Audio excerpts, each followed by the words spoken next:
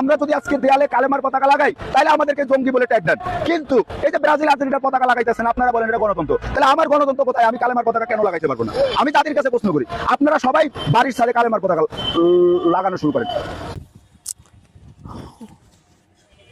উনি আমাদের মনের কথা বলেছেন।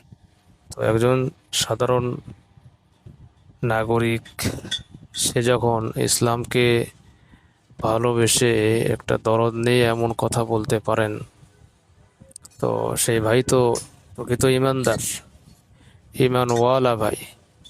তো ওনার কথাই আমাদের কথা। সত্যিই তাই, একটা বিধর্মী রাষ্ট্রের পতাকা বাংলাদেশের ঘরে ঘরে, টিনের ছাদে, দেয়ালে, বিল্ডিংয়ের ছাদে উড়বে, আর আমরা মুসলিম, সংখ্যাগরিষ্ঠ মুসলিম, আমরা যদি কালিমার পতাকা উড্ডীন করতে না পারি, তাহলে এটাকে মুসলিম রাষ্ট্র হিসেবে নামকরণ করা হবে না কোন নামে নামকরণ করা হবে?